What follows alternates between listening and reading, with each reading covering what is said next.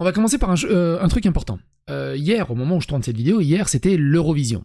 L'Eurovision, autant en France c'est plutôt décrié, enfin les gens n'aiment pas trop, autant dans le reste de l'Europe c'est aussi suivi que la Coupe du Monde de foot. Enfin c'est un truc de fou, c'est un événement international qui a une aura assez hallucinante dans tous les pays, sauf en France, ironiquement, enfin je comprends pas pourquoi. Bref. Deuxième truc. Vous avez été tellement nombreux à m'envoyer des messages de compassion et de soutien sur la prestation de la Serbie. Je sais pas ce qui s'est passé. Je veux pas, même pas comprendre ce qui s'est passé, ni comment ils ont validé ce genre de participation. C'est juste... Bref, s'il vous plaît, si vous m'aimez un tant soit peu, ne parlez pas de la prestation de la Serbie. J'ai le cœur qui saigne. Quoi qu'il en soit, la France n'est pas arrivée dernière, ce qui est une performance assez folle. Elle est arrivée 16e, mais ça n'a pas plu à la chanteuse qui s'appelle la Zara, et on la voit carrément mettre un doigt d'honneur à l'annonce des points du public.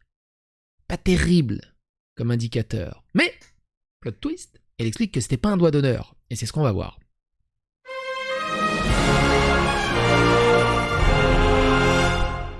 Bon, brièvement, c'est ça. On va voir ces explications après. D'abord, qu'est-ce qui s'est passé hier soir ?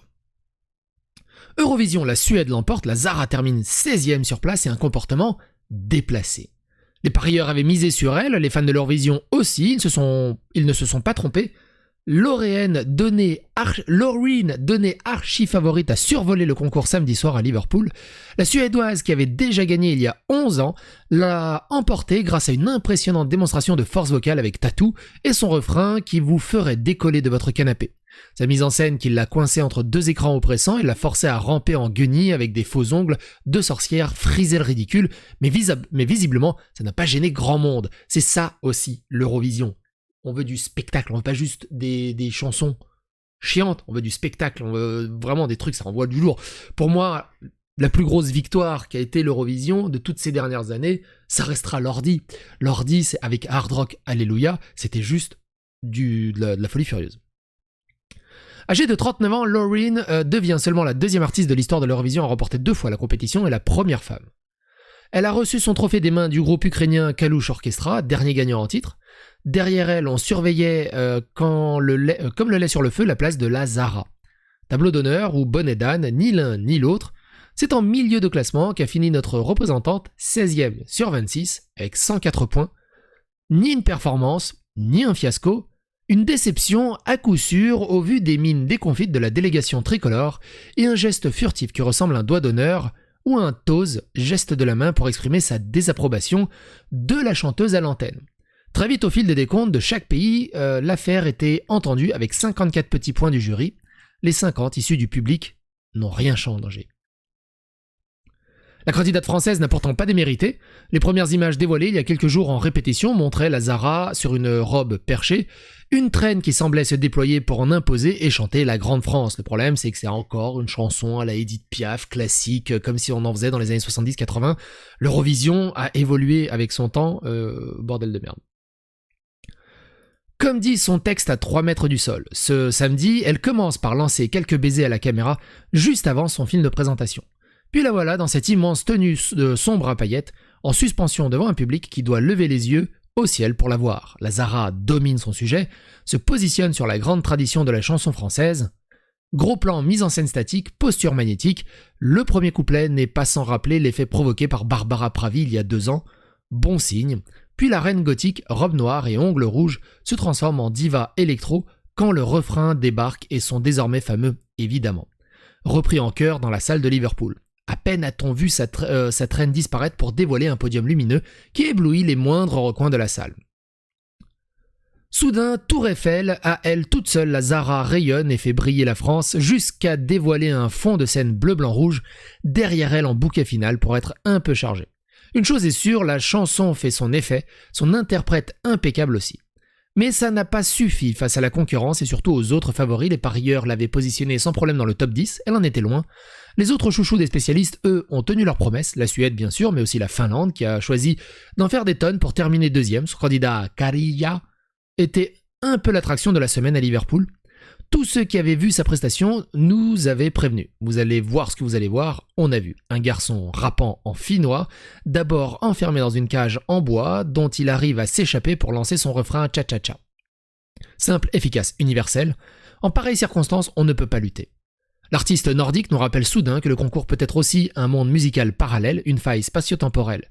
Sa prestation n'est jamais bien loin d'une fête à la saucisse aux moyens hollywoodiens, avec d'immenses ombres chinoises et ose même se terminer par de danseurs roses à quatre pattes à la queue leu-leu. Bref, l'Eurovision est tout ce qu'on aime. Il aura toujours à boire et à manger dans cette soirée annuelle, des rockers d'un autre temps, comme ceux qui représentent l'Australie, un groupe moldave avec des tambours, sons électro et nains flûtistes, des Allemands gothiques sortis au choix d'une soirée Mardi Gras ou d'un sketch des Inconnus, une Dua Lipa israélienne ou un morceau ultra efficace et une mise en scène spectaculaire qui lui ont permis de terminer troisième. Un chanteur de R&B ukrainien qui n'a rien à envier à ses confrères anglo-saxons ou encore des village people croates qui finissent en slip, tu vois, les Croates ont tout compris. Avec tout cela, l'Eurovision restera toujours un paradoxe, une immense kermesse musicale et le show télé le plus impressionnant de l'année. La Croatie, elle a terminé où? Elle a terminé là, c'est pas mal. Hein. Pas mal. La chanteuse Zara, qui représentait la France lors de l'Eurovision ce soir, a adressé un doigt d'honneur en découvrant son public. Alors évidemment, dans les réactions, ça réagit assez vivement. Plus communément appelé le toes. Elle a lâché un toes sur France 2. Alors le toes, apparemment, ça doit être un truc québécois. Alors on va chercher vite fait sur Google. Toes. Un toes, c'est un refus formel, un rejet total, une réponse négative qu'il n'est pas possible de négocier. Le mot toes utilisé aussi comme synonyme. Toes, c'est de l'arabe. Ah bah non, c'est de l'arabe du coup. Littéralement, ça veut dire paix, dans le sens gaz qui sort par les fesses. Ok. Toes est souvent utilisé comme synonyme de non, mais un nom ferme très fort, proche de c'est mort, même pas en rêve. Ok. Bon. Moi, j'appelle ça un doigt d'honneur. On le reconnaît bien. Belle représentation de notre pays à l'international, espérons que nos athlètes olympiques feront de même. Rien à foutre, quel irrespect, quelle vulgarité. Mais qui est ce sac à foutre? Sûrement macroniste, cette pouffe. Les Québécoises. La Macronie résumée en 6 secondes, ok. C'était bien un toes, la Zara est partie avant, pas cool, je comprends la déception, mais le respect avant tout. Eurovision 2023, Zara est odieuse, cette personne n'aura pas dû faire partie des victoires de la musique, son spectacle était ridicule, comme elle. Comme chaque année, une bien belle soirée pour la France. Up and down. PTDR, elle a dit toes au public. Elle aurait été lamentable du début à la fin. Du coup, on fait quoi? On boycotte la Zara? Est-ce qu'on peut en parler ou que quand c'est Dino? La classe à la française. La France, je dis bien la France, est représentée à l'Eurovision 2023 par une Canadienne d'origine marocaine. C'est beaucoup. Ne pourrait-on pas faire des choix plus naturels parmi des jeunes françaises, bien élevées, aimant leur pays et sachant chanter? Canadienne pure souche, c'est ça? Quelle élégance! L'éducation française. Elle a vite adopté le langage politique français. En même temps, c'est pas faux. Non, on va pas se mentir là-dessus. Si maintenant vous ne savez plus distinguer un doigt d'honneur d'un toucher rectal, disons que, ouais. Quelle sale gueule. Quand la racaille représente la France, moi franchement je peux aller plus là-dessus, hein. C'est vraiment la racaille qui représente la France et c'est vraiment d'une tristesse absolue. Alors comment elles se défendent là-dessus? Je vous laisse regarder ceci.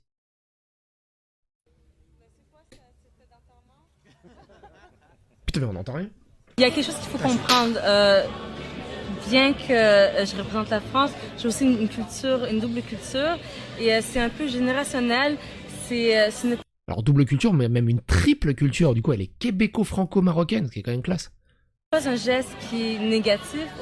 Bien que je représente la France, j'ai aussi une culture, une double culture, et c'est un peu générationnel. Ce n'est pas un geste qui est négatif, au contraire, c'est juste un geste de déception qu'on utilise entre amis. Après, je peux comprendre qu'à outre-mer... Mais du coup, je suis juste déçu de la prestation française. Il y a beaucoup de gestes c'est ça, que je pense historiquement on peut utiliser dans d'autres pays qui signifient d'autres choses. Donc ce n'est pas un doigt d'honneur? Absolument pas. Et je suis très... C'est une double culture qui connaît les deux cultures, mais elle joue sur les mots. Hein. C'est des éléments de langage, évidemment, qui doit d'honneur. Contente d'avoir participé à l'Eurovision et je suis très contente de tout ce qui s'est passé. Pour moi, on repart gagnant. Évidemment. Au bout d'un moment, faut arrêter les conneries. Faut arrêter les conneries au bout d'un moment. À la limite, vous faites ça entre amis ou entre collègues, mais pas à la télévision quand tu représentes tout un pays, enfin, au bout d'un moment. Quelle conne. Ça s'appelle un toast, il n'y a rien de vulgaire, faut dédramatiser un peu. Comme je le dis dans mon tweet là-dessus, non seulement elle n'assume pas, mais en plus nous prend pour des lapins de 3 semaines. Je rajoute que tous les carrés où les représentants de tous les pays se trouvaient, ça rigolait, ça faisait la fête. Le seul carré qui faisait la gueule, c'est celui de la France.